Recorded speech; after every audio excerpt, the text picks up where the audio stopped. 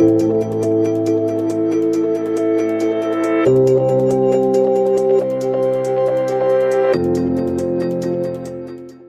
speed introductions.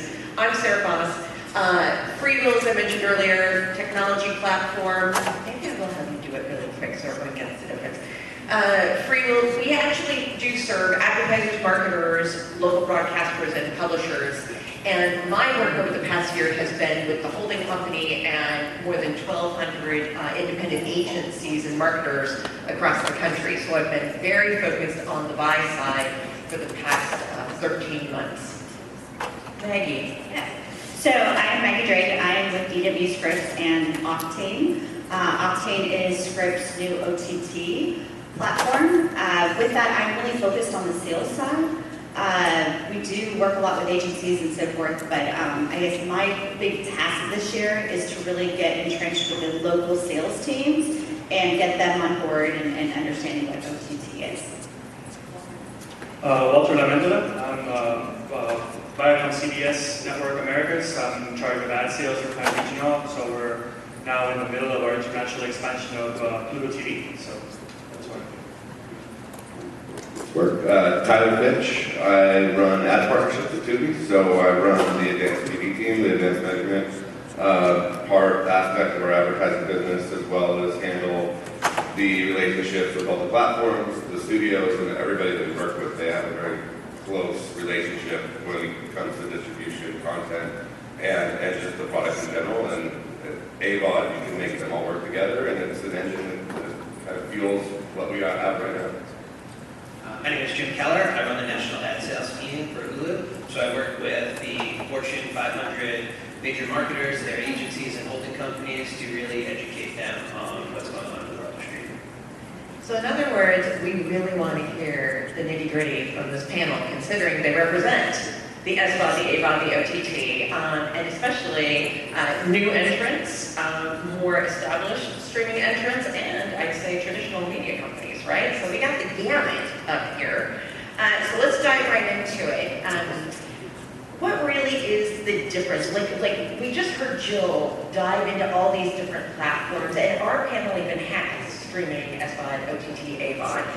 What's the difference between these platforms for the consumer, and then tie that back to for an ad sales group? How do you differentiate, if you do at all? And I'm going to start with you, Tyler.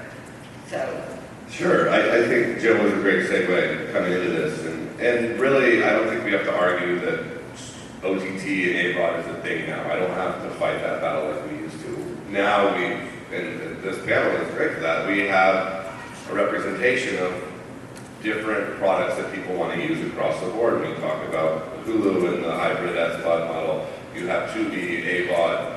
Pluto is the, throw another acronym, the free ad-supported television, and then the linear, or the local extension from Scripps. Like, this is something that everybody wants. We are at a point in our lives that, in our careers, that we have a purpose now, and we have our lanes, and we're really focused on one thing, and that's totally different than what you had 2 years ago when we were screaming, this is the thing.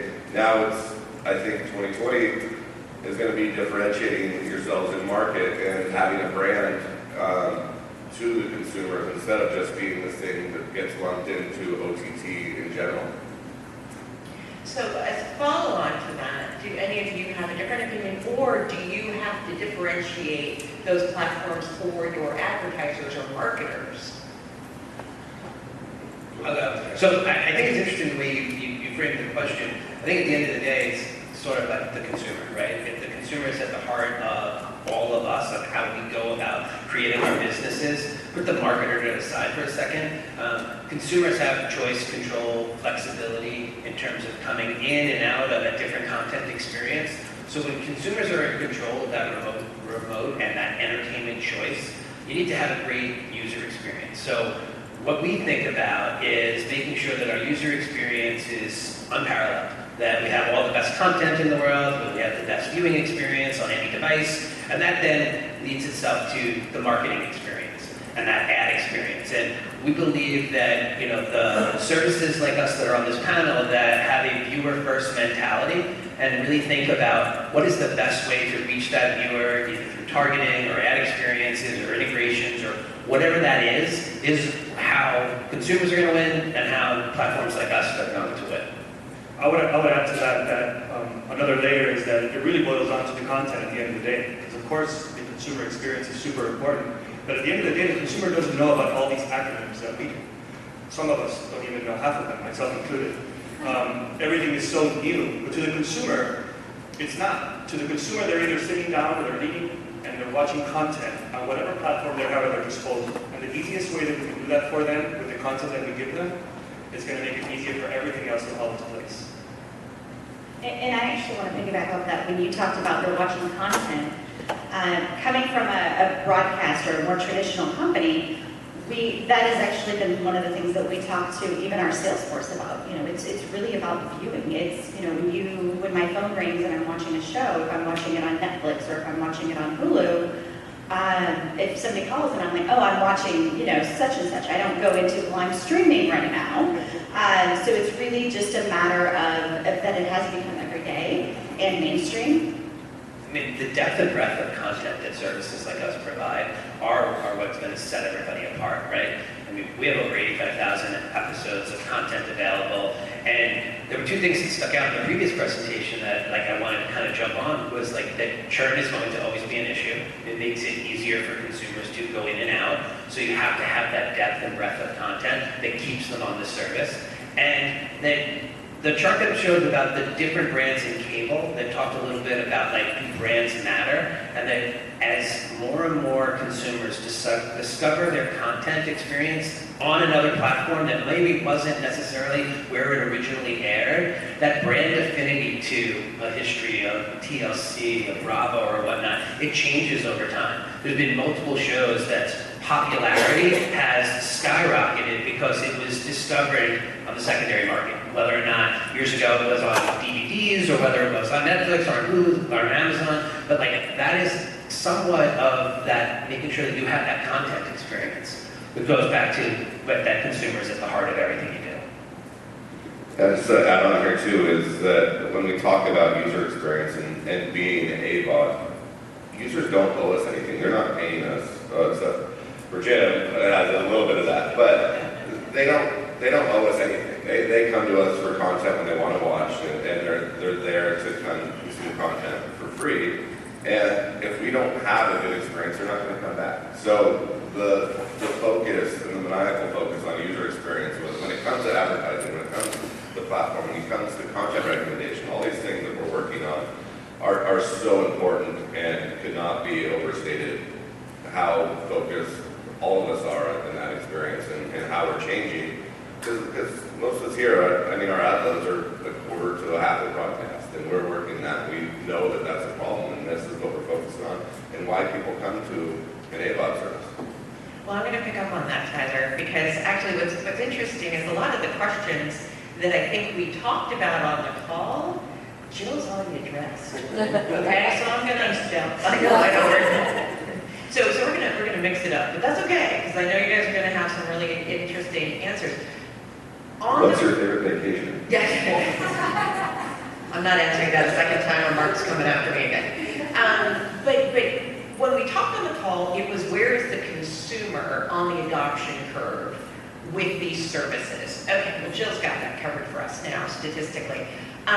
Where are your advertisers and marketers? Because you just talked about a fraction of dollars that we're seeing. But what is their awareness? What are they looking to do to get to your viewers and consumers? And do they care, Walter, about those acronyms that we do right now? Are they differentiating in their ad spend and suddenly saying, wait a minute, I've got to have some AVOD in here? Who wants to take that first? Walter, do you want to? Sure. What we've seen from advertisers is that everything depends on the market that you're in. My particular role is an international one, so I see different advertiser models domestically in the US than what they perhaps do in UK or what they do in Argentina or what they do in Brazil. From regulatory standpoints, obviously we won't get into all that, but just from a purely strategic point of view, they're all over the board, right? You have your advertisers that are just starting to do digital. And on the other hand, you have advertisers that want to fully multifaceted, 360-degree platform experience, consumer journey that takes them from SVOD to linear to digital to YouTube video, so that the consumer can follow their brand all the way throughout. So it's very complex, I think, right now, but it's also very exciting. I think we're at the cusp of a major change in the advertising space, where there's just getting more and more creative of where we're placing some of these brands, and opportunities to generate revenue from all sorts of different places. I think it's a very exciting time.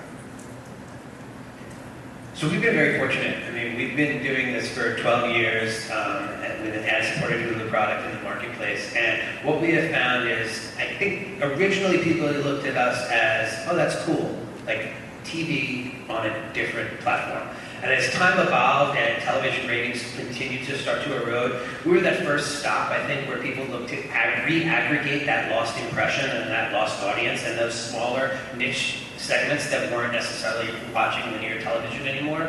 But as we've evolved, especially over the last couple of years, it's definitely changed a little bit to be like, not how should I think about Hulu, but how can I optimize Hulu in a little bit better way. So whether or not it's on a national basis, or it's geo-targeted in our local business, or in our robust political business, or our advanced TV and the way that you can buy us through automation, people are looking at us for all different levels of KPIs. Some of it's basic reach and frequency, and some of it is on new forms of measurement, whether or not it's upper or lower funnel measurement KPIs for each individual campaign. So I think that we've definitely evolved, so much so that like I don't necessarily have to talk to clients anymore about like why you should buy us or why you should buy anybody in this space. It's become much more about how do you deliver the best experience for your brand at this campaign, because each brand is looking at us to really have that return on ad spend that's much positive than we might not have necessarily gotten in linear television. So that fusion of the best of TV and the best of digital has really allowed the streamers like us to kind of set ourselves apart on what that next evolution is going to be for the media mix for marketers. Yeah, and I think over the 4 years I've been in Tubi, it's evolved immensely. It used to be, and to Jim's credit, it was like, oh, I do OTT, I buy Hulu and Roku, and that was their buy, and everybody was happy. But now there's these services that are coming out with different, and really what it comes down to is new eyeballs and incremental reach and frequency because of the decline of linear. They can understand that they can go find users on Hulu and Tubi and Pluto that they haven't seen anywhere else. And they are getting better at understanding that incremental reach. And they're starting to spend like TV and measure like digital, which is what we really are trying to do now in working with each one of our brand agencies. Spend like you do on TV. Like it works. Everybody knows it works. We wouldn't be here if it did. So now we're putting tools in their hands to really understand what happens after somebody sees an ad. Where do they go? Do they convert? And doing all these things that we have done in the digital space for 15 years, but are able to do on TVs. And to think about that, I mean, we are more of a traditional company, but we are seeing that stretch, and that's one of the reasons why we did create Octane. It's our whole division, because we see where eyeballs are going, and we see how, actually to Walter's point, that they're doing both. And it does increase the reach and frequency. And in a lot of cases, we're able to tie attribution back to, to website visits, for example, of our clients. And we're able to see that by adding in, X amount of OTT dollars to their spend, they're able to get this much more traffic on their site. So if you were to take that by, comparison, this, 20% more might get them 40% more visits because the reach and frequency is up. So it's really about being efficient and being smart with their dollars to maximize impressions in videos, if you will. Well, and so as a traditional company that now is extending, and I think, Walter, you've got some of this too, how have you had to work with your own ad sales and internal organizations to convince them that you're not going after their dollars? Yes. So that's like the $1 million question. So, when I first started getting into OTT, it was, we were talking about OTT with the sales force, and they're like, OTT what?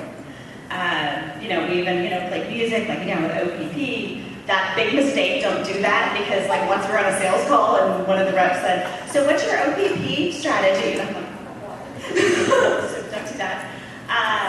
But I can say that, initially, I really do feel that salespeople were like, oh my gosh, well, I've got this budget here, and I've got this budget here, and I don't want to take from this budget. But at the end of the day, it's really not about, what budget is what. It's about what makes the best sense for the client. Because if you don't do that in the front end, and that was the thing, is really working with them and showing and tying back some of these KPIs, because they realize that they're actually protecting some of their traditional budget by incorporating OTT, because again, it goes back to that better value. And when we're talking about all-in holistic budgets and looking at results, we're getting much better results by blending. Absolutely agree. It's always for us been an opportunity to pop up existing revenues. We've seen advertisers see it in that way, and then when we do see shifts from one platform to the other, what we find successful is to have our sales force do everything, so that you don't have them one necessarily losing over the gain of another. But that's our personal company strategy. I understand that with many other products it's perhaps harder to focus. But with us being a traditional company that has all the different offerings, we find it much more successful to have our teams represent us with everything versus different people for different elements.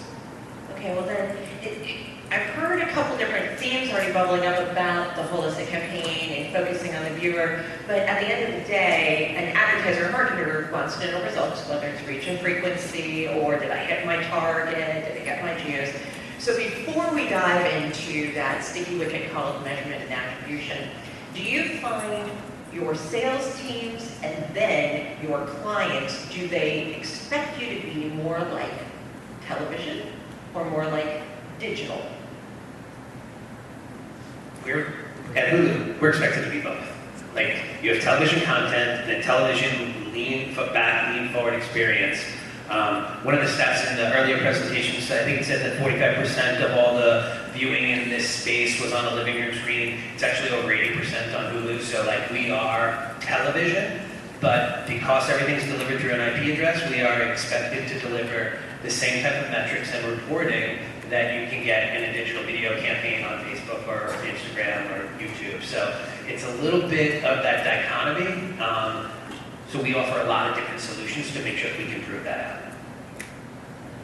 Yeah, and I mean, being in the space that it's been, we just had to kind of invent stuff as we went. And so we took the approach, we hired a full linear sales team to go to market and then supported them to sell digitally through the advanced TV team and advanced measurement team. So it was a different approach that didn't exist. When we were in the agencies 4 years ago, we were like in a back room called emerging markets, and they would say, I have $50,000 in between everybody. And now it's totally different, and that now TV investment and digital investment teams are all in the room and want to spend money with you.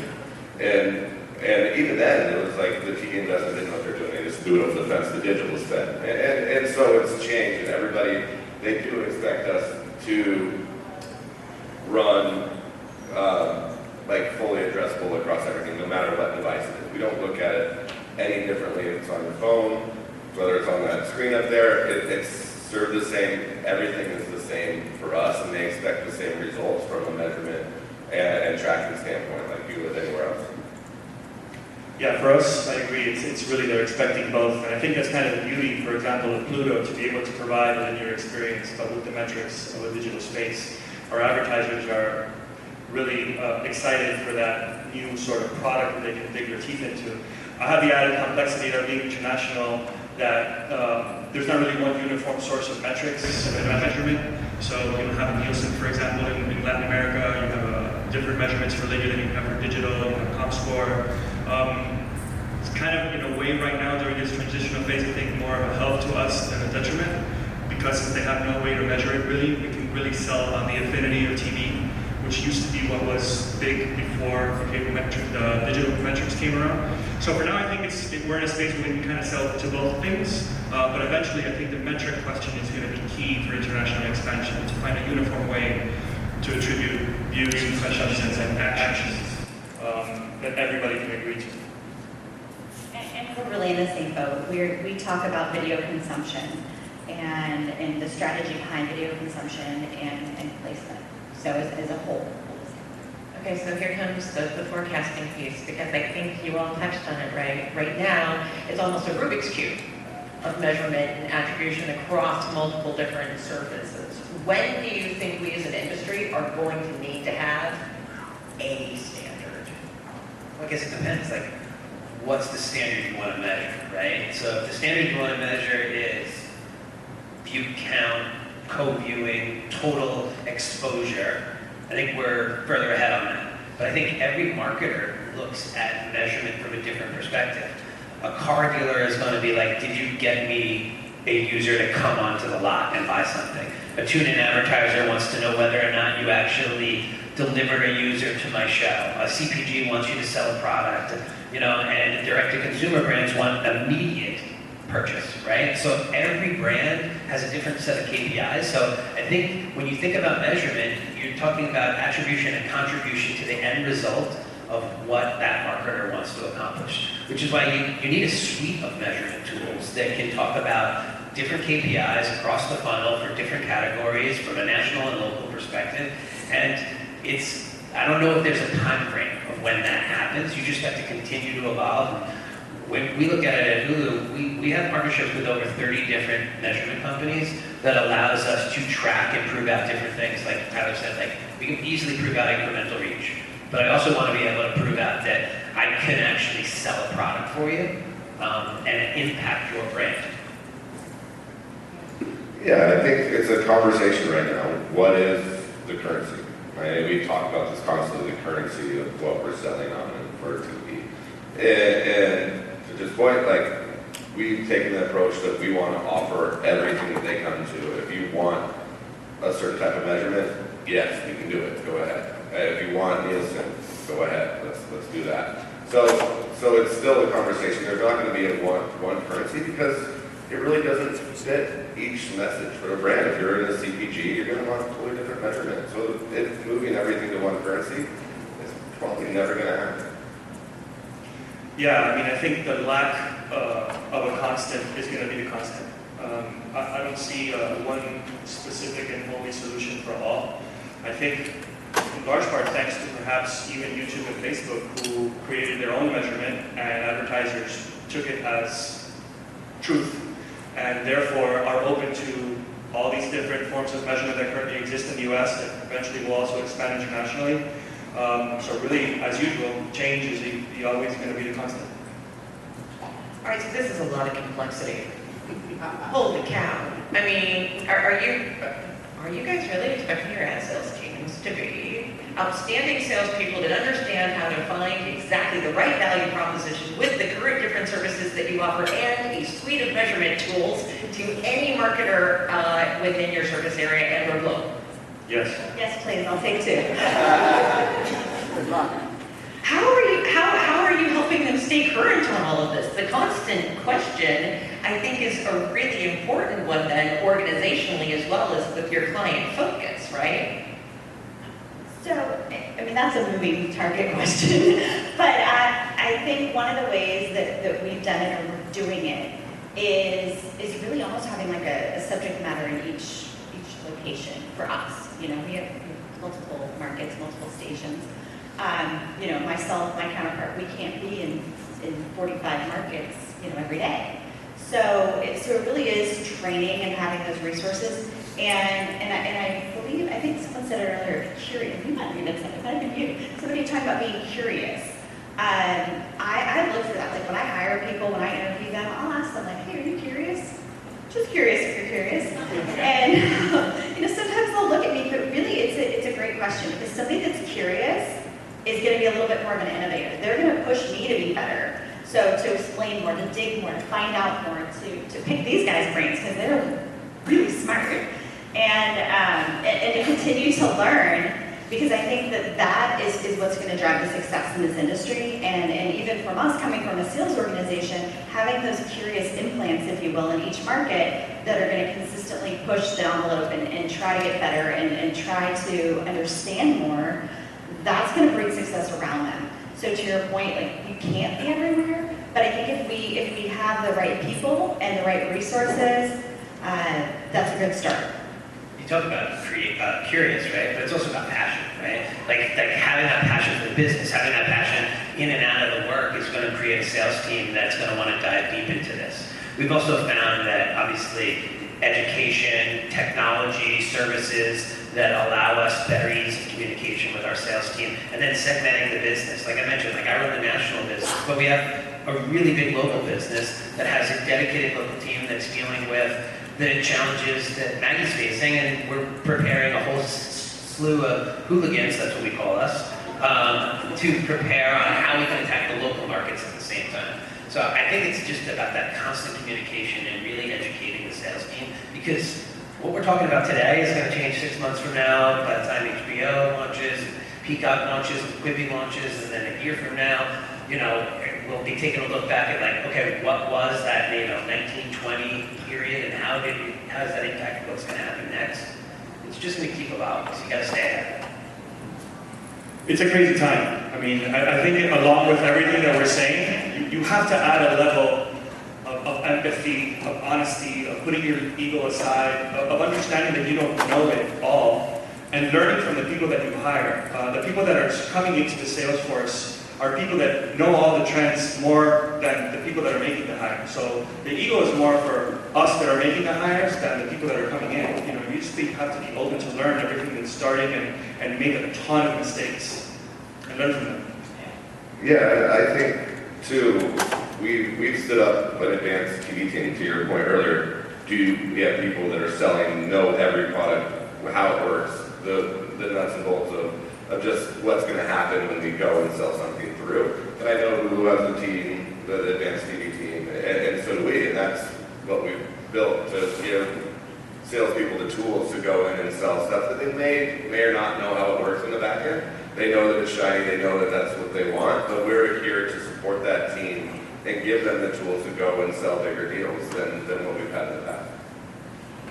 When you walk into an advertiser or a marketer on D2C brand, whoever it might be, do you find that they expect different things based on what your hat is first? So in essence, Tyler, you're pure AVOD, right? Do you think that they assume that you don't think TV, and is that different from, especially Walter and Maggie, where you are sitting, whereby they know you as Scripps and Viacom CBS, but now you're in there with Octane and Pluto, and you've got everything covered. So is there a different expectation that they have of you representing your platforms?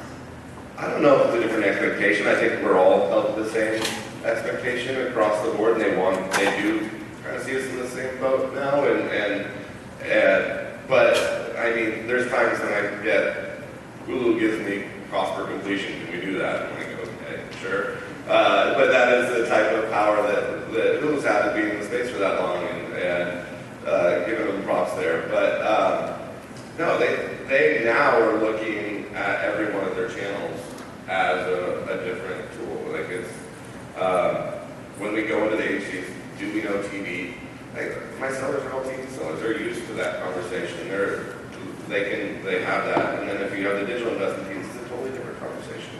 So it's really up to the marketer and where they want to take it. Hopefully we're prepared to address that need. But it's really up to the brand and how they want to approach us, and hopefully us being amenable enough to find something that they want.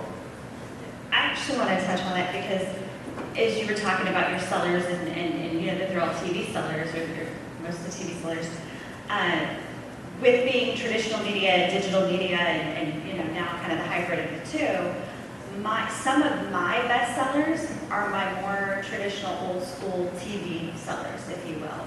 And I think one of the common threads with them is you mentioned being aggressive or passionate. I call it passionately aggressive. So, and that's really what it's worth. Because I have these people who've been selling TV for 20, 30 years. They're some of my top sellers. They don't understand the technology. They have they signed on to Hulu or they signed on to a platform and they get it a little bit, but they can sell the crap out of it. So it's just a lot of it has to do with just their passion and conviction. Right, Okay, well then, as a final wrap up, what are your predictions for 2020 with this space? Give us a little bit of crystal ball, and I'm not even making it hard with the whole 5 years from now. Since obviously we're going to expect to see now 2 reports from Maggie, which is awesome, about the constant change, but 2020 predictions, streaming, OTT, AVOD, SVOD. Go first. So I think you're going to see more and more marketers putting more and more money into the entire platform. Whether or not it's one of us or some of our competitors, you're going to see a huge growth in terms of just total spend and testing of how people can utilize this space to reach consumers in a more impactful way. Yeah, as we were saying earlier, this space is, I think, crazy in terms of change. Something new happens every day. So you really, one, you have to stay focused. You want to do something well. No matter what happens, no matter what competitor launches, who's going to eat your lunch, you have to stay focused on what you do well and focus on the consumer. If not, it's going to be a problem. So we have the Peacock launch, we have the Tubi launch, we have who's going to get acquired. If somebody's going to buy a DSP and disrupt, they buy large sources of data, and so I think for us, it doesn't matter. We are focused on being the world's largest AVOD player with the most amount of content. So we have 20,000 titles now and growing, and it should be around 30 shortly. I'm not sure that. But so yeah, we have to stay focused. If Peacock launches, everybody's going to put their head down and just keep doing what they're doing because we found our niche and we believe in what we're doing, and now we have to go with it. To me, the creation of all these different opportunities, internationally at the very least, I think is going to be the creation of a third, if you will, bucket of spend. It's been traditionally your linear bucket and your digital bucket, and so far, at least internationally, the spend on streaming has come out of the digital space. I think now it's just going to be a third one, and it's going to be its own bucket, its own spend, its own marketing sort of, because it has its own KPIs, it has its own buying methods, it has its own affinity. It's not digital and it's not linear. So I think that's just a brand new space that's going to be created. And at the same time, I think it's also going to come with a little bit of diversification of that digital bucket that used to be literally called the YouTube and Facebook bucket. I think that's going to open up to many more different players. And what we're seeing, it's right in line with that. We're seeing traditionally a few years ago, it was much more, OTT was their digital person or, their digital budget, which in a lot of cases was a lot smaller than their linear. Now, what we're really seeing is we're seeing some of those linear buys, or sometimes we work with companies who have different agencies. They have a digital agency, they have a broadcast agency. The broadcast agency is always, no, that's digital. The digital always says, no, we don't have the money the broadcast has. So now we're starting to, get RFP from both, and they're actually almost fighting each other to see who's going to place the OTT, if you will. So it's interesting times. I mean, it's honestly, it's a lot of fun. I'm enjoying it, but it's changing, and there's no. I guess one of the things that I can tie back to is there's no consistent. It varies and keeps us on our toes. Okay, so increasingly complex, but great opportunity. Merge the sales teams, do anything what the marketers wants, and if anyone wants to do that, they're all hiring. Right? I think that's the takeaway. So thank you so much, Jim, Tyler, Ballmer, Maggie.